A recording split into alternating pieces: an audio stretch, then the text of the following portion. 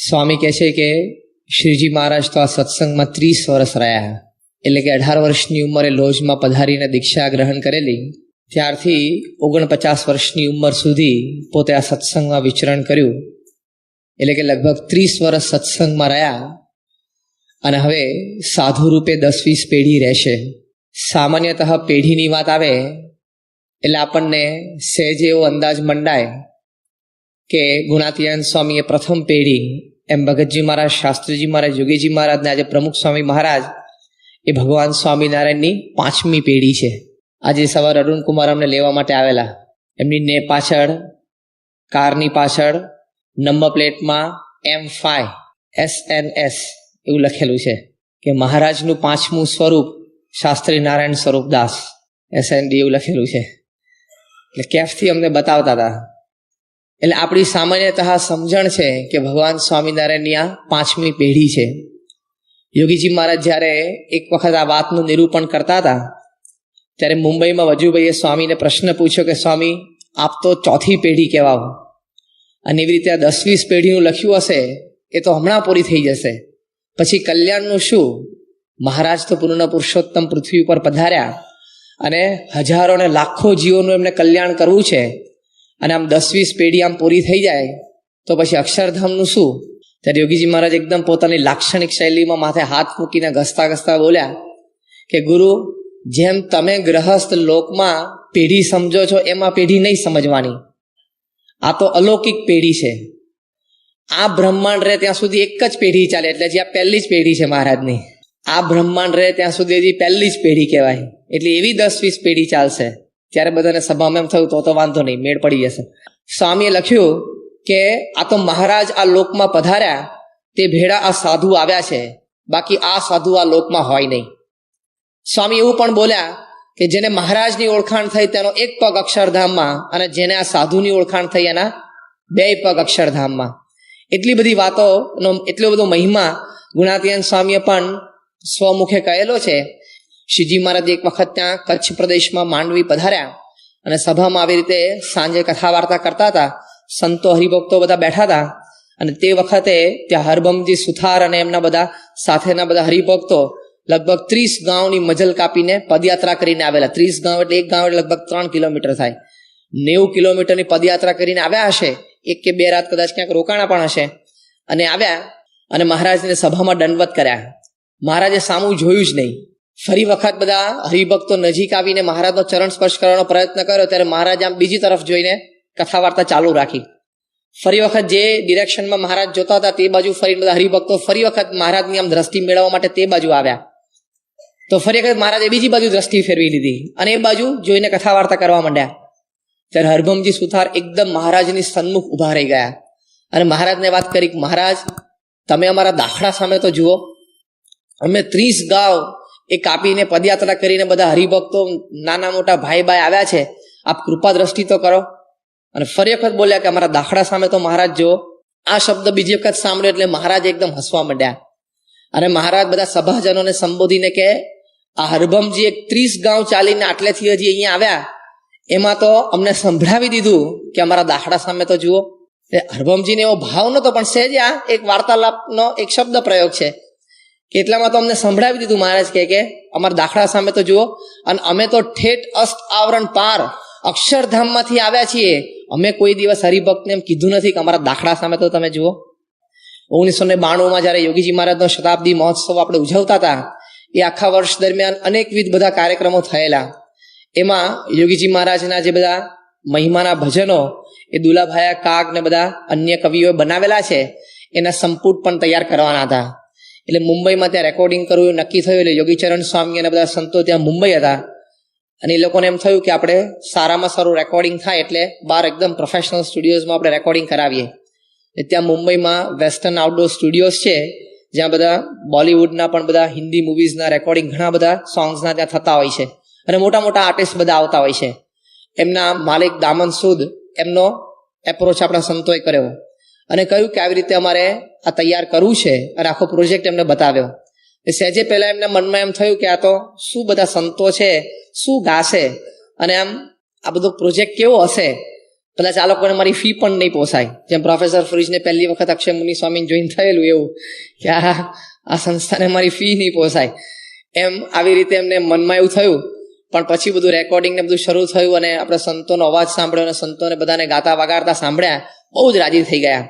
એટલે યોગીચરણ સ્વામીને બધા સંતો એમને કહ્યું કે પ્રમુખ સ્વામી મહારાજ એ મુંબઈમાં છે, અમારા ગુરુ છે, એમના આશીર્વાદથી બધા સંતો આવી રીતે નાની મોટી સેવા બધી કરતા હોય છે, તો તમે આવો એકવાર એમના આશીર્વાદ આપને પ્રાપ્ત થાય. એટલે એમને કહ્યું કે હું આવીશ, મારી અનુકૂળતાએ હું ચોક્કસ આવી જઈશ. અને એક દિવસ એમનો ફોન આવ્યો કે હું હમણાં આવું છું. એટલે સાંજના સમય આવ્યા અને તે જ વખતે આમ સ્વામી સાયમ ભ્રમણ કરતા હતા, મુંબઈમાં ત્રીજા માળે વોકિંગ કરતા હતા. ત્યાં એ આવ્યા એટલે યોગીચરણ સ્વામી એમને મળ્યા ને એમને મનમાં એમ હતું કે અત્યારે તો સ્વામી વોકિંગ કરે છે, પછી આસન કરશે અને પછી મળાવશું. અને વળી આમને એક બાજુ જવાની ઉતાવળ હતી અને મોટા માણસને પહેલી જ વખત મંદિરે આવેલા. એટલે યોગીચરણ સ્વામી બધા હરિભક્તોમાંથી સહેજ આમ આગળ જઈ અને સ્વામી બાબા પાસે જઈને વાત કરી વોકિંગ વખતે જ કે સ્વામી આવી રીતે મેં આપને વાત કરેલી, એ અચાનક અત્યારે આવી ગયા, એટલે આપ ખાલી દર્શન અને આશીર્વાદ આપી દેજો અને પછી ફરી એક શાંતિથી મળવા માટે બોલાવશું. સાહેબ કે વાંધો નહીં, બોલાવ. અને સાંઈ ચાલુ વોકિંગ એ ઉભા રહેલા આમ થોડું હાંફતા હતા. એ નજીક આવે એટલે યોગીચરણ સ્વામી બધો પરિચય આપ્યો, એમની સેવાઓ વિશે વાત કરી. સ્વામી બહુ રાજી થયા, આશીર્વાદ આપ્યા. અને આવા મોટા માણસોને જેમ ટેવ હોય કે પોતાનું વિઝિટિંગ કાર્ડ તરત આપે, એટલે એમને ખિસ્સામાંથી પોતાનું વિઝિટિંગ કાર્ડ કાપીને સ્વામીના હાથમાં આપવા માટે આમ હાથ લંબાવ્યો આમ. એટલે સ્વામી આમ સહેજે નમ્રતા વિવેકની દ્રષ્ટિએ સ્વામી આમ હાથ લંબાવી લેવા માટે વચ્ચેથી યોગીચરણ સ્વામી લીધું કે ઓકે, એમ કે એમના હાથમાંથી વચ્ચેથી લીધું. સ્વામી એકદમ શાર્પ છે એકદમ. એ દરમિયાન સ્વામીએ પણ કોઈ પાર્ષદને ઈશારો કરી રાખેલો આમ પ્રસાદના બોક્સનું. અને સ્વામી આવી બધી ક્રિયામાં બહુ જ શાર્પ છે.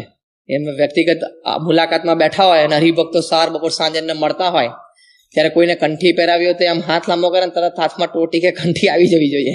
એ જો એમની મુવમેન્ટ કોન્સ્ટન્ટ ચાલુ હોય, જો આવી નહીં ને તો તું બદલાઈ જા, બીજાનું ઉભો રાખ, કહી જ દે મોઢે, કહી જ દે તું બદલાઈ જા, ઉભો રહી જા બીજો. Continuous movement. આ તો પછી જાહેરમાં એક ખાનગી કરી દઈએ કે પછી આમ પ્રસાદ માગે ને તો આમ હાથ આમ લાંબો કરે ને સ્વામી વ્યક્તિગત, તમારે એમની ફિંગર પોઝિશન્સ જોવી પડે. એ ટોટી માંગે તો ટોટી આમ તો પડી હોય છે અત્યારે તો પહેલા, પણ આમ કંઠી માંગે છે, પ્રસાદનું બોક્સ માંગે છે, બ્રોશર માંગે છે, તરત આપણને ખબર પડવી જોઈએ એની ફિંગર મુવમેન્ટ. આપણે એમ પૂછવાનું સાંઈ શું પૂછ્યું એટલે ગયું ફેલ, રિજેક્ટ, કાર્યક્રમ પૂરો. તરત આમ હા ફિંગર મુવમેન્ટ્સ પરથી પકડેલી ચોકડી. આ તો અમારે એક અમેરિકાની ફેમિલી શિબિરનો એક સંદર્ભ ચાલુ થયો ચોકડી એટલે જોવું પડે કે આમ બ્રોશર માંગ્યું કે કંઠી માંગી, આમ થોડું બોલે ખાલી, પણ કદાચ આપણને ઘોંઘાટમાં સંભળાય નહીં તો જો આમ પ્રસાદનો ઈશારો કરે ને ત્યારે આપણે એમ થાય હાથ પોળો કરે એટલે પ્રસાદ આપણે હાથમાં તરત આપી દઈએ. પણ એમના અંગૂઠા અને પહેલી આંગળી વચ્ચે કેટલી જગ્યા છે માપીને નાનું કે મોટું પ્રસાદનું બોક્સ મૂકવું પડે. હા, એમનામ ના ચાલે. બહુ જ શાર્પ છે. કઈ વ્યક્તિને પ્રસાદનું બોક્સ કેટલું આપવું ને કેવું આપવું ને એમાં બહુ શાર્પ છે. આમ હાથ કરે ને તરત ફ્લેશ ઓફ એ સેકન્ડમાં તમને ખબર પડી જોઈએ કે નાનું પ્રસાદનું બોક્સ મૂકવાનું છે. જો આમ કરીને તમે મોટું મૂકો તો એકવાર લઈને આપી દે, પણ પેલો ગયા પછી આનો વારો પડી જાય. એટલે બીજું કઈ બોલે નહીં, ખાલી એક વખત જોવે. અને આ તો ગુનાતી દ્રષ્ટિ છે, જોવે તોય તમને ફાઉન્ડેશન લાવી નાખે, ખબર છે. પણ આ તો એમ કે સ્વામી આમ ઈશારા કરે, પેલા પાર્ષદ છે ત્યાં મુંબઈમાં પ્રસાદનું બોક્સ લઈને આવે ને ઉપર રબર બેન્ડમાં ત્યાં પોકેટ કેલેન્ડર ફોલ્ડર છે ભરાવેલું હતું. એટલે સ્વામી એમને હાથમાં આપીને સ્વામી આમ હાથમાં લઈને તરત એમને આપ્યું આમ પ્રસાદનું બોક્સ. અને સ્વામી જોયું કે ઉપર પોકેટ કેલેન્ડર છે એટલે ફરી નીચે હાથ બીજો મૂકીને પોકેટ કેલેન્ડર કાઢી લીધું. અને પછી સ્વામીએ એમને વાત કરી, આ મારું વિઝિટિંગ કાર્ડ. તો પેલા એ સહેજે આમ હાથમાં લઈને દામન સુધી અંદર જોયું કે આમાં નામ, ફોન નંબર, એડ્રેસ, મોબાઈલ ક્યાં છે આમ જોવા માંડે. આમ જોતા હતા ને આગળ પાછળ. સ્વામી એમના હાથમાંથી ફરી વખત લીધું, ફોલ્ડર વાળીને ઉપર મહારાજનો ફોટો હતો એની ઉપર આંગળી મૂકીને ફરી વખત વાત કરી, આ મારું વિઝિટિંગ કાર્ડ છે. એટલે ભગવાન એમના દ્વારા સાક્ષાત પ્રગટ છે એવા અનેક પ્રસંગોએ સ્વામીશ્રીએ પણ વાત કરી છે. એટલે આ એક બહુ જ મોટી પ્રાપ્તિ આપણને થઈ કે મહારાજ અને સ્વામી આપણને આવી રીતે સાક્ષાત મળ્યા. 1988ની સાલમાં સ્વામીશ્રી અહીંયા પરદેશ પધારેલા અને લગભગ 10-10 મહિનાની એ લાંબી ધર્મયાત્રા હતી. કદાચ એમના જીવનની લાંબામાં લાંબી ધર્મયાત્રા હશે. તો 1989ની સાલમાં પછી મુંબઈ પધારેલા અને જોડી ઉત્સવ ત્યાં કરેલો. ત્યાંથી પછી અમદાવાદ આવ્યા અને ગુજરાત વિદ્યાપીઠના મેદાનમાં એમનું ભવ્ય સન્માન સમારંભ હતો. અને તે વખતે મંચ ઉપર ગુજરાત હાઈકોર્ટના ચીફ જસ્ટિસ બીજે દિવાન સાહેબ બિરાજમાન હતા. પાંડુરંગ આઠવલે એટલે કે સ્વાધ્યાય પરિવારના પોતે એક અગ્રણી ટ્રસ્ટી અને ખૂબ જ વિદ્વાન માણસ, અને એ ચીફ ગેસ્ટ તરીકે પ્રવચન કરતા એમણે વાત કરેલી સભાના અંતિમ ભાગમાં સ્વામીશ્રીના આશીર્વાદ પૂર્વે કે તમે બધા અત્યારે આ પ્રમુખ સ્વામી મહારાજને આવા મોટા મંચ ઉપર ભવ્ય સિંહાસનમાં બેઠેલા જુઓ છો. તમે આજે આ પ્રમુખ સ્વામી મહારાજને મર્સિડીઝ કારમાં ફરતા જુઓ છો. તમે બધા અત્યારે પ્રમુખ સ્વામી મહારાજની સામે હજારો લોકો એમના દર્શન માટે બેઠા છે અને એમની જય બોલાવે છે, તમે જુઓ છો. પણ એક પ્રસંગે મેં આ પ્રમુખ સ્વામીને કેવી રીતે જોયા છે એનું હું વર્ણન કરું છું.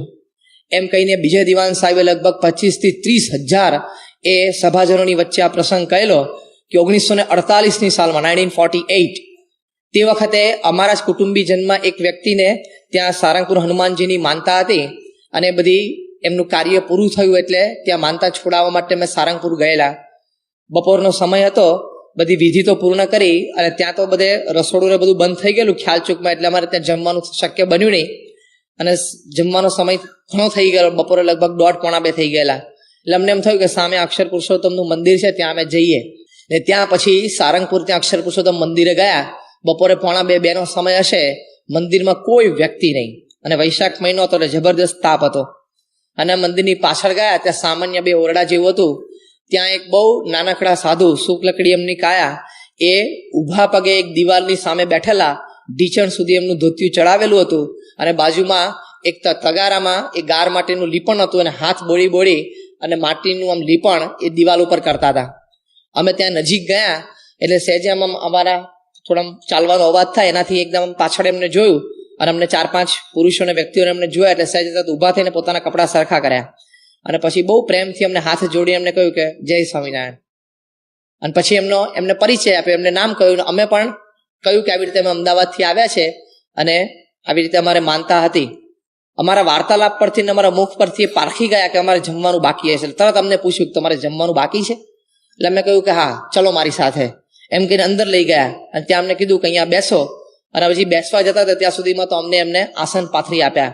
પછી અંદર જઈને એમને હાથ પગ ફરી વખત સારી રીતે ધોયા અને અમારી માટે થાળી, વાટકો, પ્યાલો અને ચમચી અંદરથી લઈને આવ્યા. એ સ્ટીલના થાળી, વાટકા, પ્યાલા અમને નીચે પાથરી આપ્યા. પછી વારાફરતી અમે કીધું કે લાવો અમે તમારી સાથે મદદમાં રહીએ. તો કે ના, તમે બેસો, હું લઈ આવું છું. અંદરથી રોટલી, શાક, દાળ અને ભાત 4 વસ્તુ વારાફરતી લઈ આવ્યા અને રોટલી એક રોટલી એમને ઉપાડી અને આમ વાળી અને પ્રેમથી અમારા થાળીમાં રોટલી મૂકી. પછી શાક મૂક્યું અને પછી અમને કીધું કે તમે જમો, હું જોઉં અંદર અથાણું કે પાપડ કંઈ હોય તો લેતો આવું. અમે જમવાનું શરૂ કર્યું એટલે અંદરથી અથાણું લઈને આવ્યા અને એક વાટકીમાં થોડું અથાણું હતું એટલે અમને થાળીમાં થોડું અથાણું એક ચમચી અમને મૂકી. પછી અમે જમવાનું શરૂ કર્યું એટલે અમારી સામે જે પલાઠી વાળીને નીચે બેસી ગયા. અમે બધા તો આસન ઉપર બેઠા પણ એ તો એકદમ નીચે જ અમારી સામે બેસી ગયા અને અમે જમ્યા ત્યાં સુધી લગભગ 15-20 મિનિટ સુધી એમણે એમના ગુરુ શાસ્ત્રીજી મહારાજની મહિમાની અમને વાતો કરી કે અમારા ગુરુ શાસ્ત્રીજી મહારાજ આવા સંત છે, આવો એમનો પ્રતાપ છે અને આવું એમનું કાર્ય છે. અમે જમી રહ્યા એટલે ફરી વખત એમને પાણી પીરસ્યું અને પછી અમે હાથ ધોયા એટલે અમારી થાળી ઉપાડવા લાગ્યા. એટલે અમે કીધું કે ના, અમે જરા મૂકી દઈએ છીએ. તો કે ના, તમને ખ્યાલ નહીં, તમે બેસો. એટલે બધી થાળી ભેગી કરી અને ત્યાં ચોકડીમાં એ મૂકી આવ્યા. ફરી વખત હાથ ધોઈ આવ્યા ત્યાં સુધી અમે તો આસનો તો ઉપાડી લીધા હતા અને પછી એ મુખવાસની એક આટલી ડબ્બી લઈને આવ્યા.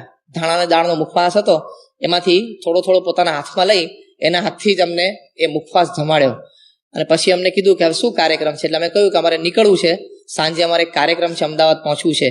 એટલે એમણે થોડો આગ્રહ રાખ્યો કે જો તમે હજી અડધો-પોણો કલાક કદાચ રોકાવ તો હમણાં શાસ્ત્રીજી મહારાજ જાગશે તો આપને દર્શન થશે ને આશીર્વાદ મળશે. એટલે અમે કહ્યું કે અમારી પણ લાગણી છે પણ અમારે પહોંચવું પડે એવું છે, અમારે અમે મોડું થયું છે, કદાચ નહીં પહોંચીએ તો એક અગત્યનું કામ રહી જશે. એટલે અમને કીધું કે સારું, ફરી વખત આવજો, ચોક્કસ એકવાર દર્શન કરવા આવજો. એટલે અમારામાંથી 2-3 વડીલોએ કહ્યું કે અમે તો દર્શન કરેલા છે પણ 1-2 નથી કર્યા, ફરી વખત ક્યારેક દર્શન કરશું. એવો વાર્તાલાપ કરતા અમે ચાલતા હતા તો છેક ત્યાં અમારી ગાડી પડી હતી ત્યાં સુધી અમને વળાવવા માટે આવ્યા. અમે બધાએ પગમાં ચંપલ પહેરેલા, એમણે પગમાં ચંપલ નહીં પહેરેલા. એમનું ધોતિયું એક બાજુથી અહીંયા ઓટી પાસે, કેડ પાસે ભરાયેલું હતું એટલે એક બાજુથી ઊંચું હતું અને સહેજે ચાલતા અમારી સાથે વાત કરતા હતા. બીજે દિવાન સાહેબે વાત કરી કે 2-3 વખત મને વિચાર આવ્યો કે આટલા તાપમાં તમે ઉઘાડા પગે બપોરે લગભગ 2:30-3 વાગે આવી રીતે એમ મનમાં વિચાર આવ્યો, પણ એટલો એકદમ સાહજિકતાથી ચાલતા હતા અને અમારી સાથે બધી વાત કરતા હતા. અમે ગાડી સુધી પહોંચ્યા ત્યારે એક વખત ગાડીનો દરવાજો ખોલવા માટે એમણે પણ હાથ લંબાવ્યો, પણ એ પહેલા અમે ગાડીનો દરવાજો ખોલી આગળ ને પાછળ 1-2 વ્યક્તિ પછી અમે બધા બેસી ગયા. પછી અંદર બેઠા એટલે ફરી વખત ખૂબ પ્રેમથી અમને હાથ જોડીને એમને જય સ્વાણ કર્યા અને પછી અમે ત્યાંથી ચાલ્યા. પણ અમે સારંગપુર મંદિરનો દરવાજો છોડ્યો ત્યારથી અમદાવાદ અમારા ઘરે પહોંચ્યા ત્યાં સુધી એ સાધુની નમ્રતા, એ સાધુનો વિવેક, એનો પ્રેમ, અમારા પ્રત્યેની એક લાગણી, એની આંખોમાં જે નિર્દોષતા હતી, એના સિવાય બીજી વાત જ અમે ના કરી શક્યા. એક જ ચર્ચા અમારે રહી. અને તે પછી પણ અનેક પ્રસંગે ઘણી બધી વખત અમે મળ્યા છું કુટુંબીજનો, પણ બધા ભેગા થઈએ ત્યારે ગમે તે પ્રસંગ હોય પણ એક વખત તો એ સાધુની અમારે વાત નીકળતી કે કેટલા પ્રેમથી આપણને જમાડ્યા અને કેટલો બધી એમનામાં નમ્રતા અને વિવેક આપણને એના દર્શન થયા. એ જે સાધુની હું વાત કરું છું એ આ પ્રમુખ સ્વામી મહારાજ પોતે. એ બીજે દિવાન સાહેબે સભામાં 1989 સન્માન સમારંભમાં વાત કરેલી કે આ પ્રમુખ સ્વામી મહારાજ એટલે અત્યારે આવા ભવ્ય મંચ ઉપર બેઠા છે, આ ગાડીમાં ફરે છે અને આટલા લોકોનો એમના પ્રત્યે પ્રેમ છે, સમર્પણ છે, એ સ્વીકારવાનો એમને સમાજ તરફથી પૂર્ણ અધિકાર છે. જે વ્યક્તિએ પોતાનું જીવન આવી રીતે સેવામાં ગાડી કાઢ્યું હોય અને જેવામાં જે વ્યક્તિમાં આટલા બધા સદ્ગુણો રહેલા હોય એ વ્યક્તિને સમાજ પ્રત્યેથી આટલો આદર અને માન એ મળવા જ જોઈએ અને એ સ્વીકારવાનો એમને અધિકાર છે. એમ કહીને એમણે વાત કરી અને પોતે ગળગળા થઈ ગયા અને પછી ગોળ ફરીને એમને વાત કરી કે સ્વામી તમને આ પ્રસંગ યાદ છે? સ્વામી તો તે વખતે સભામાં બેઠા માળા ફેરવતા હતા અને સ્વામી આમ ડોકું હલાવ્યું. સ્વામી કે આ મને યાદ છે. લગભગ એમને 40 વર્ષ જૂનો પ્રસંગ એ સભામાં કહેલો. સ્વામી કે આ મને યાદ છે કે. અને પછી પ્રવચનની સમાપ્તિ પછી ફરી એક વખત ગળગળા થઈ ગયા અને સભા ઉપર ત્યાં સ્ટેજ ઉપર જ એમણે સ્વામીશ્રીના આસન પાસે જઈને એકદમ પંચાંગ પ્રણામ સ્વામીશ્રીને કરેલા. બીજે દિવાન સાહેબ ચીફ જસ્ટિસ ગુજરાત હાઈકોર્ટ અને આટલી મોટી વ્યક્તિ, આવા બુદ્ધિશાળી આવા એક મોટા સંપ્રદાયના ટ્રસ્ટી, પણ એમને સ્વામીશ્રીની આ છબી અંતરમાં ઉતરી ગયેલી. એટલે આવી રીતે જેમ નીલકંઠ વર્ણીએ એ લોજમાં રામાનંદ સ્વામીના આશ્રમમાં ખૂબ શ્રદ્ધાથી અનેક પ્રકારની બધી સેવા, નાનામાં નાની સેવામાં પોતાનું મન પરોવીને અને મુક્તાનંદ સ્વામી અને રામાનંદ સ્વામીને રાજી કરેલા, તેમ સ્વામીશ્રીએ પણ ખૂબ શ્રદ્ધાથી એ શાસ્ત્રીજી મહારાજને પોતાની સાધક અવસ્થામાં સેવાએ કરીને રાજી કરેલા છે. સ્વામીશ્રી એક વખત ત્યાં ગોંડલમાં હતા અને સવારે શણગાર આરતી પૂર્વે ત્યાં ઘનશ્યામ મહારાજના શણગાર કરતા હતા. તે વખતે પૂજારીની સેવામાં લગભગ 2-2.5 મહિના સુધી સ્વામીશ્રી રોકાયેલા. પ્રમુખ સ્વામી મહારાજની ઉંમર તો તે વખતે લગભગ 24-25 વર્ષની હશે. શાસ્ત્રીમાં ત્યાં ગોંડલ પધાર્યા અને આરતી પૂર્વે દર્શન કરવા માટે અંદર પધાર્યા ત્યારે જોયું કે સ્ટૂલ મૂકી અને આ નાનકડા નારાયણ સ્વરૂપદાસ એ પોતે ઘનશ્યામ મહારાજનો શણગાર કરતા હતા. શાસ્ત્રી મહારાજ નજીક આવ્યા અને આમ ઘનશ્યામ મહારાજના મુખારવિંદ સામે જોવે, ફરી વખત પ્રમુખ સ્વામી મહારાજના મુખારવિંદ સામે જોવે, ફરી વખત આમ જોવે, ફરી વખત આમ જોવે. 1-2 વખત આમ જોયું ત્યારે સ્વામીને એકદમ ખ્યાલ આવ્યો કે શાસ્ત્રી મહારાજ એકદમ નજીક આવીને ઊભા છે. એટલે એકદમ પોતે આમ નમ્રતાથી આમ જયસ્વાણ કર્યા. સ્વામી શાસ્ત્રી મહારાજ કે ના આમ ઈશારા કરે એટલે પોતે આમ શણગારને કરતા તે ચાલુ રાખ્યું. પછી શાસ્ત્રીજી મહારાજ ઘનશ્યામ મહારાજ પાસે આવ્યા અને ઘનશ્યામ મહારાજના મુખારવિંદ ઉપર આમ 2 વખત હાથ ફેરવ્યા શાસ્ત્રીજી મહારાજે. અને પછી એ જ હાથ સીધા જ પ્રમુખ સ્વામી મહારાજના ગાલ ઉપર આમ ફેરવ્યા. અને પછી હસતા હસતા શાસ્ત્રીજી મહારાજ કે તારું અત્યારે લાંબુ મોઢું છે પણ હવે મેં હાથ ફેરવ્યો છે તો ઘનશ્યામ મહારાજ જેમ તારું મોઢું ગોળ થઈ જશે. એટલે અત્યારે જે આટલો ફોટોજેનિક ફેસ આપણને જોવા મળે છે પ્રમુખ સ્વામી મહારાજને, ફાઇનલ ટચ શાસ્ત્રીજી મહારાજનો છે. આમ છેલ્લું આમ શિલ્પકળામાં જેમ છેલ્લી આમ ફર્સ્ટ ક્લાસ ટચ આપે ને એ શાસ્ત્રીજી મહારાજનો આપેલો છે. એટલે આટલો બધો ફોટોજેનિક ફેસ છે સ્વામીનો. ગમે તે એંગલથી તમે ફોટોગ્રાફ પાડો, એમની આંખ, એમના ચીક્સ, એમનું નાક, એમના હોઠ, એમની દાઢી એકદમ સપ્રમાણ આપણને દેખાય છે. આટલું બધી આમ નમણાશ જે દેખાય છે એ આ શાસ્ત્રીજી મહારાજનો ફાઇનલ ટચ. પણ એવી રીતે કેવી, આ તો કહેવાનું શું કે બધી જ પ્રકારની સેવા એમણે ખૂબ શ્રદ્ધાથી કરી. જ્યારે સંતો બધા પેલી પૂરણપોળી બનાવતા હતા અને સ્વામી કીધું લાવો હું પણ બનાવું, એમ પોતે પૂરણપોળી વણીને પછી આમ પ્રોપર શેકી. ત્યારે બ્રહ્મતીર્થ સ્વામીને બધા તો આમ માસ્ટર કુક કહેવાય, એ બધા ખુશ થઈ ગયા. સ્વામી આટલી બધી પૂરણપોળી સરસ તમે શેકી શકો છો. એ સ્વામી એકદમ ખુમારીમાં હસતા હસતા કે શાસ્ત્રીજી મહારાજે એમને ગાદી નથી બેસાડ્યો, બધું શીખવાડ્યું છે, બધું શીખવાડ્યું છે, એમને મન ગાદી નથી બેસાડ્યો કે. એટલે હસતા હસતા પોતે વાત કરી. પણ પૂરણપોળી પરફેક્ટ એમને શેકેલી. નહીં તો પૂરણપોળી તો અઘરી આઈટમ છે, બધાનું ટેસ્ટિંગ એમાં થઈ જાય. ઘણી વખત તો 2 રોટલીની વચ્ચે ખાલી પેલું ચોપડી જ દેતા હોય. પૂરણપોળી આખી આઈટમ જુદી થઈ જાય. એટલે આ એક માસ્ટર છે અહીંયા પ્રબોધ સ્વામી. એટલે આવી રીતે શાસ્ત્રીજી મહારાજ પણ એ પૂરણપોળી બનાવી શકતા હતા. પણ આ કહેવાનું શું કે બધી જ સેવા એ ખૂબ શ્રદ્ધાથી એમણે કરેલી છે. એટલે સાધક અવસ્થામાં નીલકંઠ વર્ણીએ જેવી શ્રદ્ધાથી અનેક પ્રકારની સેવા કરી છે એવી રીતે પ્રમુખ સ્વામી મહારાજે પણ કરી છે. અને જ્યારે એ રામાનંદ સ્વામી પાસે નીલકંઠ વર્ણીએ દીક્ષા ગ્રહણ કરી ત્યારે રામાનંદ સ્વામી એમનું નામ સહજાનંદ સ્વામી અને નારાયણ મુનિ એ 2 નામ આપ્યા. અને પછી પોતે વાત કરી કે હું તો ડુગડુગી વગાડનારો છું અને ખેલના ભજવનારા તો હવે આવી ગયા. એટલે કે મેં તો તમને બધાને મુમુક્ષુઓને ભેગા કર્યા, સાથે અહીંયા આશ્રમમાં રાખ્યા, પણ હવે તમારા બધાનું કલ્યાણ છે એ આ નીલકંઠ વર્ણી છે, આ સહજાનંદ સ્વામી છે કરશે, એમ કહીને ખૂબ પોતે એ નીલકંઠ વર્ણી ભગવાન છે એવો મહિમા રામાનંદ સ્વામીએ કયો. એમ શાસ્ત્રીજી મહારાજે પણ જ્યારે પ્રમુખ સ્વામી મહારાજને અક્ષરદેરીમાં ભાગવતી દીક્ષા આપી ત્યારે વખતે હરજીવનદાસ કોઠારીની ઈચ્છા હતી કે આપણે એમનું નામ નારાયણચરણ રાખીએ, અને એમને સજેસ્ટ પણ કર્યું. ત્યારે શાસ્ત્રીજી મહારાજે કહ્યું કે નારાયણચરણ તો હમણાં જ બાલમુકુંદ સ્વામીની સાથે એ જુનાગઢમાં સદગુરુ હમણાં જ થઈ ગયા, પણ આ તો સાક્ષાત નારાયણનું સ્વરૂપ છે, એટલે આપણે એનું નામ નારાયણ સ્વરૂપ રાખીએ. એવી વાત શાસ્ત્રીજી મહારાજે તે વખતે કરેલી.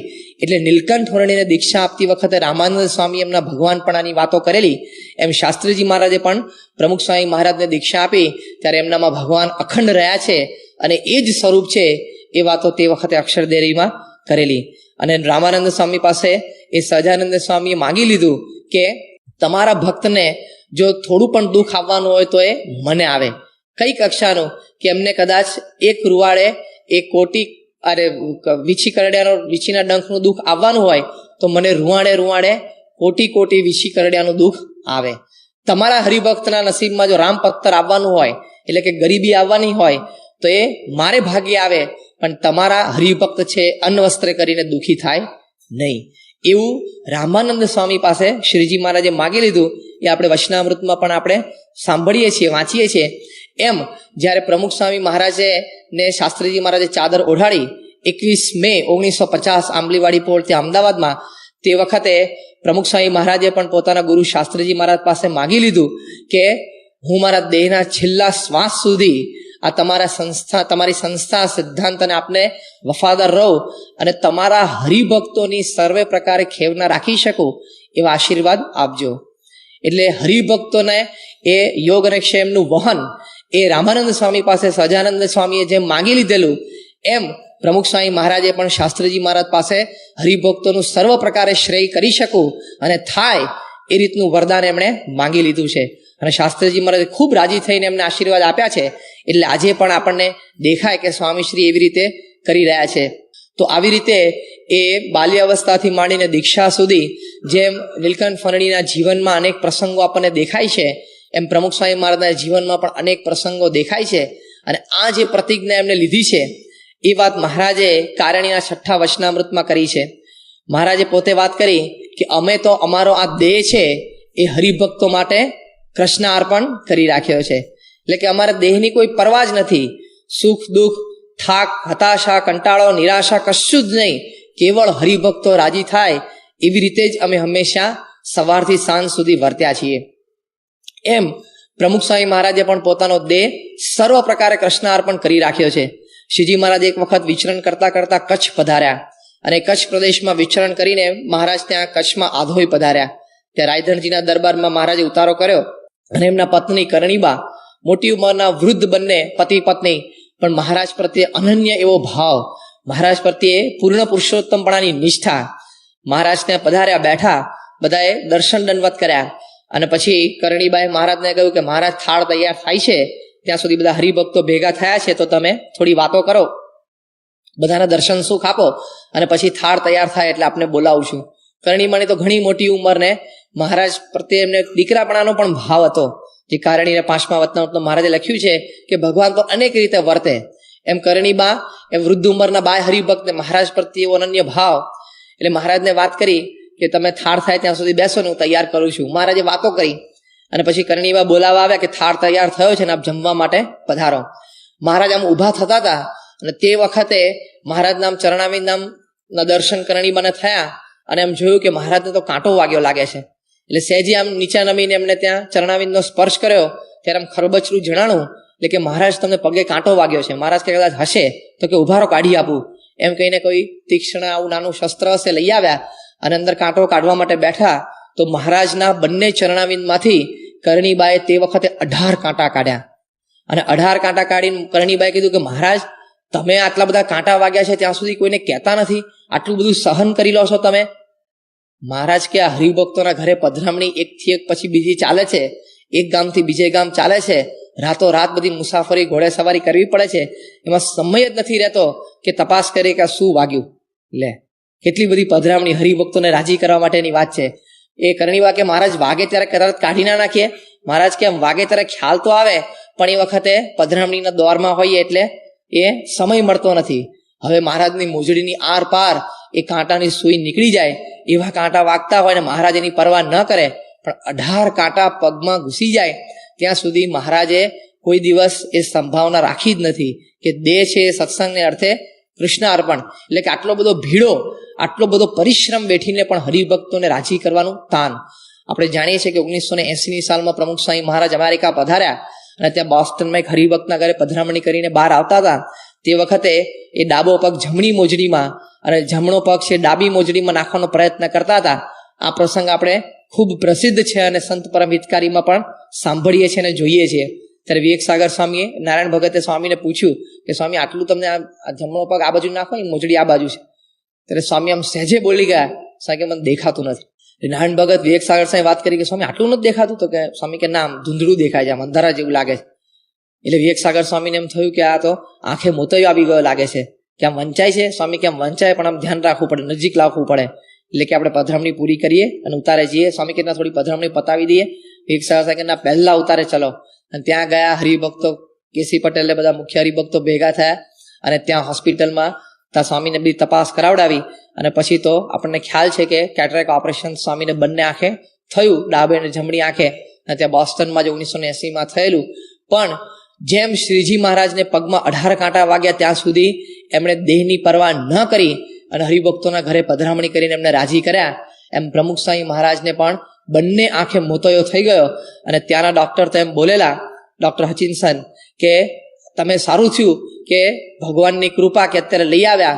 એક જ અઠવાડિયું જો મોડા પડ્યા હોત તો એમને ઝામર થઈ જાત, એમની બંને આંખો ખોવી પડત. એટલે પોતાની બંને આંખો જાય ત્યાં સુધીની પરિસ્થિતિ હતી, ત્યાં સુધી સ્વામીએ જણાવ્યું નહીં. વિવેક સાગર સ્વામીને બધા સંતો એકદમ ગળગળા થઈ ગયા કે સ્વામી તમારે કહેવું તો જોઈએ ને, તમારી બંને આંખો જતી રહે. સ્વામી કે મને ઓછું દેખાતું હતું, પણ હું પાછો જો કહું તો આ બધો પધરામણીનો અને સભાનો બધો કાર્યક્રમ બંધ થઈ જાય અને પછી બધા હરિભક્તોએ રજા લઈને રાખી હોય અને બધું કાર્યક્રમો ગોઠવાઈ ગયા હોય, એ બધા ખોરવાઈ જાય. એટલે હું બોલ્યો નહીં. વિવેક સાગર સ્વામી કે આ કાર્યક્રમ થોડાક ખોરવાત 2 મહિનાના, પણ આ તો આખી જિંદગી બધું ખોરવાઈ જાત કે તમે બોલ્યા નહીં. પણ જો આવી રીતે હરિભક્તોને આટલું બધું રાજી કરવાનું તાન કે પોતાનો દેહ છે એ કૃષ્ણ અર્પણ કરી રાખ્યો છે. એટલે આવું ભક્ત વત્સલપણું જેવું શ્રીજી મહારાજનું હતું એવું આજે પ્રમુખ સ્વામી મહારાજનું ભક્ત વત્સલપણું આપણને દેખાય. ત્યાં ફિલાડેલ્ફિયામાં તો સ્વામીએ સાંજે 4થી પધરામણી શરૂ કરી તો રાત્રે 4 વાગ્યા સુધી પધરામણીઓ કરી. હવે 96ની સાલમાં ત્યાં પધરામણીમાં એક હરિભક્તના ઘરે ગયેલા, ત્યારે લગભગ રાત્રે 11:30 પોણા 12 થયેલા. એ જમવાનું બાકી હતું. એટલે સહેજે આમ એક સંતથી બોલી ગયું કે ઘણું મોડું થયું. સહેજે બોલી જાય કે 11:30 પોણા 12 થઈ ગયા, કારણ કે જમવાનું બાકી હતું. પેલા હરિભક્ત હસ્યા. એટલે અમે સંતોએ પૂછ્યું કે કેમ આમ હસ્યા? એ કે સ્વામી તમે 11:30 પોણા 12 આમ મોડું થયું કહો છો, આ જ ઘરમાં આ જ રૂમમાં આ જ જગ્યાએ પ્રમુખ સ્વામી મહારાજ રાત્રે 3:30 વાગે પધરામણી આવેલા. એટલે અમે કીધું હવે તો કંઈ બોલાય જ નહીં, ચૂપચાપ નીચું મોઢું કરીને જમી જ લો. નીચું મોઢું કરીને જમી જ લો, કંઈ બોલાયું જ નથી. એટલે આવી રીતે સ્વામી હરિભક્તોને બધાને ખૂબ રાજી કર્યા છે. 157 પધરામણીઓ ગજેરા ગામમાં બીમાર હોય ને આ બધી પધરામણીઓ ચલાવે. એટલે આવી રીતે એક એક ઘરે જઈને સ્વામી આ બધો સત્સંગનો બાગ ખીલવ્યો છે. અત્યારે તો એમની દેહિક ઘણી બધી પ્રતિકૂળતાઓ છે, રોગ છે, એટલે જઈ શકતા નથી. બાકી તો એમને અંતરથી એમ છે કે હું બધાને મળું. એ ત્યાં 1995માં અમૃત મહોત્સવના મુખ્ય દિવસે કેટલા બધા ગળગળા થઈ ગયેલા, આમ હાથ જોડીને કે તમે બધા દેશ પરદેશથી હરિભક્તો આવ્યા છો, મારી ઈચ્છા છે કે હું તમને બધાને મળું. હજી આટલું બોલ્યા ત્યાં તો એકદમ ગળગળા થઈ ગયેલા અને આમ ગળામાં ડૂમો ભરી ગયો, રડી પડેલા. સ્વામી કે પણ બધું આ સમય, આ દેહની અવસ્થા અને બધો સમુદાય વધ્યો એટલે થઈ શકતું નથી, પણ મારી તો ઈચ્છા છે કે દરેકને હું મળું. તો જો આવી રીતે પોતાનો દેહ એમણે કૃષ્ણ અર્પણ કરી રાખ્યો છે. સંતોએ વાત કરી કે સ્વામી તમારે હવે પોપ જેવું કરવું, કે શનિ રવિ ખાલી એક વખત આવી ગેલેરીમાં એપિયર થવું ને આમ કરી દેવું. આમ કરીને આમ કરે એટલે એમાં વ્યક્તિગત દર્શન આવી ગયા, કથા વાર્તા આવી ગઈ, સભા આવી ગયું, બધું આવી ગયું. તે સ્વામી આમ જોઈ રહ્યા, પલંગ ઉપર બેઠા હતા રાત્રે પોટતી વખતે દાંત કાઢીને, અને આમ ઇનોસન્ટલી એક બાળક આમ જોતા ને બધાને સમજોતા હતા. એટલે બધા સંતો બીજા 2-4 ઉભા હતા વડીલ સંતો, એમને પણ ઉમેરો કર્યો, સ્વામી વાત બરોબર છે, તમારી ઉંમર થઈ, ઘણી પધરામણીઓ કરી. અને આમ સ્વામી આમ જોઈ રહેલા. પછી બધાનું કહેવાનું પૂરું થયું તે સ્વામી કે જો જે સંપ્રદાયની જે રીત હોય એ પ્રમાણે સંપ્રદાય ચાલતા હોય. આપણી રીત જુદી છે. મહારાજના વખતથી અત્યાર સુધી આપણે તો સંતો હરિભક્તોને હળવું મળવું એ આપણી રીત છે. અને પછી એકદમ ઇમોશનલ થઈને સ્વામી બોલ્યા, સ્વામી કે મેં શાસ્ત્રીજી મહારાજને 86 વર્ષની ઉંમર સુધી બંને પગે વાત અને ફરતા જોયા છે. ફરતા એટલે વિચરણ કરતા. મેં યોગી મહારાજને 78 વર્ષની ઉંમર સુધી ત્યાં વ્હીલચેરમાં બેસીને હરિભક્તોને રાજી કરતા જોયા છે. તો મારાથી પગ વાળીને બેસાય નહીં, અને હું બેસું તો મેં ગુરુની સેવા ના કરી કહેવાય. હવે આપણે જાણીએ છીએ કે એમને તો સેવા કરવામાં કાંઈ જ બાકી નથી. આમ ગજા ઉપરાંતની ને હદ ઉપરાંતની એમણે બધી સેવાઓ કરી છે, પણ છતાં એમને અંતરમાં આમ રહે છે કે મારે તો હજી દેહના છેલ્લા શ્વાસ સુધી 21મી મે 1950 પોતાના ગુરુ હરિને જે વચન એમણે આપેલું, જે પ્રતિજ્ઞા એમણે કરેલી છે, એમાં સાર ધાર શબ્દશ શું કામ અક્ષરશ એ સ્વામીશ્રીનું પાલન કરી રહ્યા છે. એ આપણને આજે તાદરશ દેખાય છે. તો આટલું બધું ભક્તવત્સલપણું જેવું શ્રીજી મહારાજનું હતું એવું પ્રમુખ સ્વામી મહારાજનું આપણને દેખાય.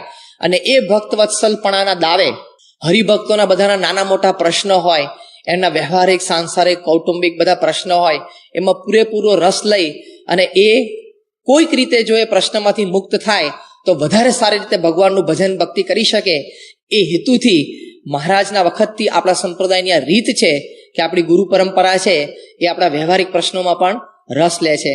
બાકી એ તો ત્યાગી છે પ્રમુખ સ્વામી મહારાજ. સંસાર એમને છોડી દીધો છે.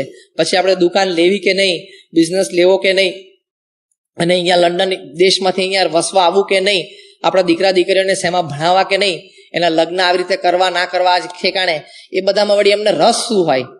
એ તો ત્યાગી છે, પણ છતાં એ રસ લે છે એટલા માટે કે આપણને જો એ પ્રશ્નનું સમાધાન મળી જાય અને આશીર્વાદ મળી જાય અને સારું કાર્ય થઈ જાય, એ આ પ્રશ્નમાંથી મુક્ત થઈ જાય તો સારી રીતે ભજન ભક્તિને મહારાજને રાજી કરી શકે, એવી ભાવનાથી એ પોતે આ રસ લેતા હોય છે. આ ઉત્તર આ પ્રશ્નના સંદર્ભમાં એ સ્વામીશ્રીએ પ્રોફેસર રેમન્ડ વિલિયમ્સને 1985માં લંડનમાં જ આપેલો કે એટલે અમે રસ લઈએ છીએ. પણ જો મહારાજ પણ આવી રીતે ખૂબ અંગત રસ લેતા. મહારાજ ત્યાં કચ્છ પ્રદેશમાં વિચરણ કરતા કરતા બચાવ પધાર્યા. ત્યાં લાધાજીના પત્ની માતાજી તો ધામમાં ગયેલા. એમણે મહારાજને ખોળો પાથરીને વાત કરી અને આમ હાથ જોડીને વિનંતી કરી કે મહારાજ, મારા 4 દીકરાઓ છે, એમના લગ્ન થઈ ગયા, એમના ઘરે પણ બધો સંસાર છે, પણ એ 4 જણા વ્યવહારમાં બહુ સમજતા નથી. સત્સંગ ખૂબ સારો છે પણ વ્યવહારમાં બધા ઓછું સમજે છે, અને હવે ભાગ પાડવાનો સમય આવ્યો છે. જો તમે થોડોક રસ લો અને આ ભાગ જો પાડી આપો તો બહુ સારું, નહીં તો 4 છોકરાઓ ઝઘડી મરશે, એને લઈને સત્સંગ પણ ચૂથાઈ જશે. મહારાજ કે આપણે હમણાં રાત્રે થાળ થઈ જાય, જમી લઈએ પછી બેસીએ. એટલે માતાજી કે બહુ સારું. અને પછી થાળ જમીન મહારાજ બેઠા, માતાજીને બેસાડ્યા, એ 4 ભાઈઓને બેસાડ્યા, અને 1-2 વડીલ હરિભક્તો એ કાકાભાઈ રોજકાર અને પૂંજાભાઈ હતા, એમને પણ જે સમજુ અને ઠરેલ હરિભક્તો એમને પણ બેસાડ્યા સાથે. અને મહારાજે કીધું કે તમે બોલતા જાઓ અને પૂંજાભાઈ લખતા જાય કે કયા કયા તમારી મિલકત છે, તમારું ખેતર હોય, મકાન હોય, બધું લખાવો, નકદ કેટલી છે, ઘરેણા કેટલા છે. એટલે બધાની હાજરીમાં આખું લિસ્ટ તૈયાર મહારાજે કરાવડાવ્યું. અને પછી બધાને પૂછ્યું, 4 ભાઈઓને એમને માતાજીને, કે આમાં તમારી બધી માલ મિલકત બધું આવી ગયું? તો કે હા મહારાજ, બધું જ આવી ગયું. મહારાજ કે બરાબર ને, હવે કોઈ છુપાવતું હોય, કોઈને બીજી ખબર હોય એવું નથી ને? તો કે ના મહારાજ નથી. મહારાજ કે સારું, મારી પાસે લાવો. અને કાગળિયું મહારાજ આખું લિસ્ટ હાથમાં લીધું અને મહારાજ એમાં 1 2 3 4 1 2 3 4 એમ કરતા ગયા. 4 ભાગ મહારાજે જાતે પાડ્યા. પછી કોઈક જગ્યાએ આંકડો લખ્યો કે 1, પાછું ભૂસીને 1 નીચે લખે. એટલે એમ કરતા કરતા આખું પાનું ભરાઈ ગયું અને મહારાજે 4 ભાગ સરખા કર્યા. અને પછી 4 લિસ્ટ જુદા કાકાભાઈને કીધું કે તમે બનાવો. એ 4 લિસ્ટ જુદા બનાવ્યા. પછી મહારાજે 4 લિસ્ટ બધા વાંચી સંભળાવ્યા પોતે. મહારાજ કે હવે તમને 4ને અને તમારા માતાજીને અને તમારા ઘરના 4 વહુઓ છે એમને દેખાડી દો. બધા એમ કે ના 4 ભાગ સરખા પડ્યા છે, પછી આપણે કોને કયો ભાગ એ નિર્ણય કરીએ. એટલે બધા કુટુંબીજનોને પાછા અંદર મોકલ્યા. મહારાજ તો ત્યાં બેસી રહ્યા અને બધા ભેગા બેસીને 4 ચિઠ્ઠીઓ વાંચી અને બધાને સંતોષ થયો, બરોબર 4 ભાગ સરખા પાડેલા છે. એટલે પછી મહારાજ પાસે બધા આવ્યા. મહારાજને કહ્યું મહારાજ બરોબર છે, અમને બધા કુટુંબીજનો સંતોષ છે, 4 ભાગ તમે સરખા પાડ્યા છે. મહારાજ કે હવે બનાવો ચિઠ્ઠી. અને નાની ચિઠ્ઠીમાં 1 2 3 4 ચિઠ્ઠીમાં લખ્યું અને મહારાજે પોતે જ જાતે જ આમ શફલિંગ કરીને આમ ચિઠ્ઠી ઉડાડી. મહારાજ કે હવે ઉપાડો, જેને જે ભાગ આવે લઈ જાઓ. સરખા ભાગ જ પડેલા છે એટલે જેને જે ભાગ આવે તમે ઉપાડો. એ ચિઠ્ઠી ઉપાડી અને 1 2 3 4 પ્રમાણે 4 ભાઈઓને ભાગ કરી આપ્યો. 4 ભાઈઓના આંખમાં આંસુ આવી ગયા અને માતાજી તો એકદમ ધ્રુસકે રડી પડ્યા કે મહારાજ તમે મારા દીકરાઓનો બધો સત્સંગ સાચ્યો, નહીં તો વ્યવહારમાં આ લોકો બહુ સમજતા નહોતા અને ભાગ પાડવામાં જો ઝઘડી પડત તો બધાનો સત્સંગ જતો રહેત. એટલે મહારાજને આમ ખૂબ આભાર માનીને મહારાજને આમ પંચાંગ પ્રણામ કર્યા.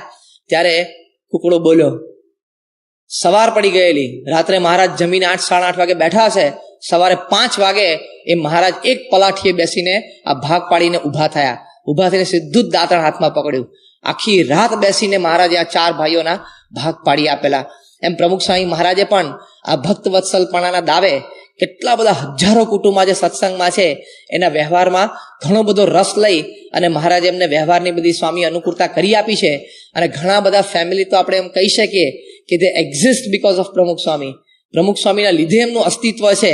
બાકી તો વેરણ છેરણ થઈ ગયું તે કુટુંબ. કેટલી બધી તકલીફ હોય કુટુંબોમાં હોય. હમણાં જ ગઈ સાલ 2004ની સાલમાં સ્વામીશ્રી ત્યાં પધાર્યા અમેરિકા, ત્યારે ન્યુયોર્કમાં એક કુટુંબના ભાઈઓનો ઝઘડો હતો.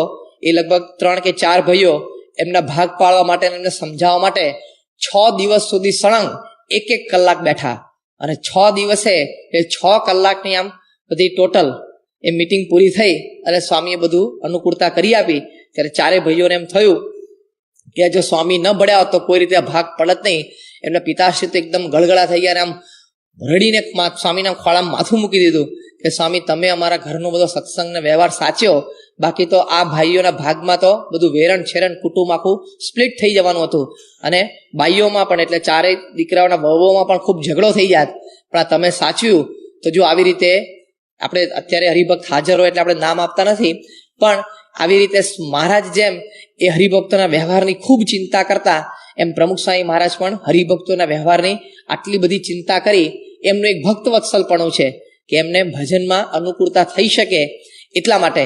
અને સ્વામીશ્રીને અહીંયા જ રેમન્ડ વિલિયમ્સે બહુ જ સરસ પ્રશ્ન પૂછેલો કે તમે તો બહુ નાની ઉંમરે ત્યાગી થયા છો, તમે લગ્ન કર્યા નથી એટલે તમને કોઈ સંસાર વ્યવહારની એટલે કે બૈરા છોકરાના પ્રશ્નની કંઈ જ ખબર નથી, તમે કંઈ નોકરી ધંધો કે વેપાર પણ નથી કર્યા એટલે તમને એ સંબંધી પણ કંઈ વાત ખબર નથી.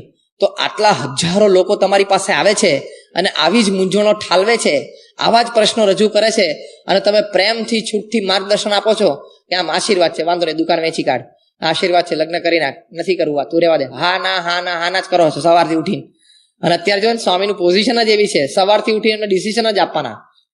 અને આપણે કહી શકીએ કે આપણે સભામાં બેઠા છીએ એ આપણે બધા જ ભેગા થઈને આપણી જિંદગીમાં જેટલા નિર્ણયો લેશું એટલા તો પ્રમુખ સ્વામી 1 અઠવાડિયામાં લે છે આ ઉંમરે પણ. એટલે એટલા બધા સવારથી ઉઠી એમને હા ના જ કરવાની. અને કેવા ગંભીર પ્રશ્નો સ્વામીશ્રી પાસે આવતા હોય છે. અને આપણને પ્રશ્નો સાંભળીએ ને તો આપણને એમ થાય આપણા બધાના જ પ્રશ્નો હોય છે કે બીજી કોઈ વ્યક્તિ હોય ને તો ગાંડા થઈ જાય. સંત સ્વામી જેમ કહેતા કે કોઈને એમ થાય કે હું ગાદીએ બેસું, મજા આવે એવું છે, આટલા આખો લોકો આમ હાથ જોડે જય બોલાવે, પણ પ્રમુખ સ્વામીની જગ્યાને બેસાડ્યો તો અડધો કલાકમાં ગાંડો થઈ જાય, ચક્કર ફરી જાય. અને વિવેક સાગર સ્વામીની ઇન્ટરવ્યુમાં મેં બાપાની હાજરીમાં ત્યાં વિદ્યાનગરમાં યુવકોએ પૂછેલું કે તમે આટલા વર્ષોથી સ્વામીની સાથે છો, એક ગુણ તમને કયો સ્પર્શી ગયો છે? ત્યારે વિવેક સાગર સ્વામી એકદમ આંખમાં ઝળઝળી આવી ગયેલા. સ્વામીની હાજરીમાં જ બધા સ્ટાફના સંતોનો ઇન્ટરવ્યુ હતો સાયમ સભામાં, ત્યારે બોલેલા કે પ્રમુખ સ્વામી મહારાજની માનસિક સ્થિરતા, એમની જે ગજબની મેન્ટલ સ્ટેબિલિટી છે ને, કેટલા દ્વંદ્વોની વચ્ચે એક સ્થિર રહી શકે છે, નિર્ણય આપી શકે છે, એમની ગજબની સ્થિરતા છે. પણ રેમન્ડ વિલિયમ્સે આ પ્રશ્ન પૂછેલો, પણ આવા પ્રશ્નોની વચ્ચે સ્વામી કેવા સ્થિર રહી શકે છે? પણ એ પ્રેમથી આ બધું માર્ગદર્શન આપણને હેતથી પ્રેમથી બધું જ પૂછે છે. બધું જ તમે દુકાનનું પૂછો એટલે આગળ પાછળ બધું પૂછે, કેટલો ધંધો થાય છે, કોણ વેચનાર છે, કેટલા વર્ષથી દુકાન ચાલે છે, શું અંદર માલ વેચો છો, બીજા શું સ્કોપ છે, કે આજુબાજુ બીજી એવી દુકાનો છે કે નહીં, એમનું ક્વેશ્ચન આખું શરૂ થાય છે ને. એક પ્રશ્ન લઈને જાઓ એટલે તમારા સામે 10 પ્રશ્ન પૂછે. આમ આપણને એમ થાય કે આટલા તો મેં નહોતા વિચાર્યા. પણ એ જો સ્વામીના જીવનની એક આ વિશેષતા છે. એક સેમ્પલ પ્રશ્ન રજૂ કરું, તમે જો જવાબ આપજો. આમાં શું થાય? કોઈક એમ કે મારે ટ્રાન્સફર લઈને અહીંયાથી મારે ગવર્મેન્ટ જોબ છે ને કન્ટ્રીમાં ક્યાંક જવાનું છે, અને આવી રીતે પ્રોબ્લેમ એ છે કે મારા દીકરા દીકરીઓ અહીંયા કોલેજમાં સ્કૂલમાં ભણે છે અને ઇમ્પોર્ટન્ટ યર્સ છે, બધા કરિયર ઓરિએન્ટેડ યર્સ છે. જો હું અત્યારે ટ્રાન્સફર લઈને જાઉં તો આ છોકરા છોકરીને ભણવામાં ડિસ્ટર્બ થાય એમ છે, અને ટ્રાન્સફર લઈને ના જાઉં તો ફરી વખતે ટ્રાન્સફર ને પ્રમોશન મને એ 7 વર્ષે મળશે, અને પ્રમોશનની ખૂબ જરૂર છે, પગાર વધારો થાય એની માટે.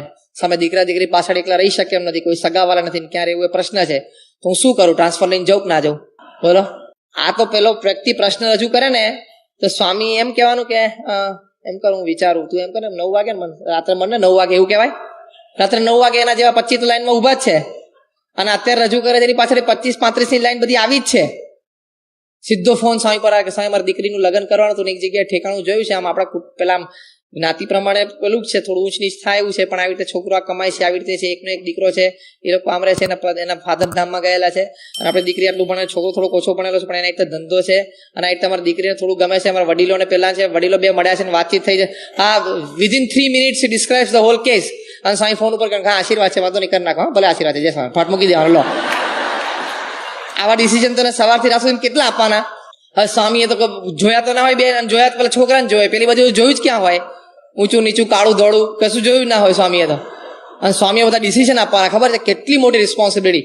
દુનિયાના કોઈ ધર્મગુરુ પોતાના આશ્રિત ગ્રહસ્થોની આ જવાબદારી લેતા નથી. હા, અત્યારે કોઈ નથી લેતા. દે don't risk it. It is a risk of losing the fellowship. ખબર છે, આ જોખમ છે કે આશ્રિત આ દુકાન ચાલશે ને ખોટમાં ગઈ તો પેલો તો આઈન તરત પાછો બાખડે સ્વામી જોડે, ખબર છે. એટલે કે જે તે ધર્મગુરુ સાથે, પણ સ્વામી એકદમ છૂટથી આટલો વ્યવહારમાં રસ લે છે. We can confidently say કે સ્વામી might have given more than 2 million decisions in his lifetime. 20 લાખથી વધારે નિર્ણયો આપ્યા છે. રેમન્ડ વિલિયમ્સે પૂછ્યું કે તમે કયા આધારે આ નિર્ણયો આપો છો? એકદમ છૂટથી, પાછા પ્રેમથી, લોકોને વિશ્વાસ એટલે તો આવે છે. બાકી કોઈક વખત આપણને ખોટા અનુભવ બે ચાર કડવા થાય ફરી સ્વામી પૂછવા જાય. પણ કેટલા બધાને એમાં હૂંફ છે, એમાં પોતાની પ્રગતિ દેખાણી છે અને થઈ છે, અને સર્વ પ્રકારે પોતાનું શ્રેય થયું છે, એટલે વારે વારે સ્વામી પાસે જાય છે. ત્યારે આ પ્રશ્નના ઉત્તરમાં સ્વામી શ્રી એમ સહજ બોલ્યા. સ્વામી કે મને કોઈ પ્રશ્ન પૂછે ત્યારે મનોમન હું મારા ઈષ્ટદેવ મહારાજને પ્રાર્થના કરું છું કે આજે આ બિચારો દુખિયારો આવ્યો છે, તો એનું જેમ સારું થાય એમ મને સુજાડો, અને પછી ભગવાન મને જે સુજાડે હું બોલી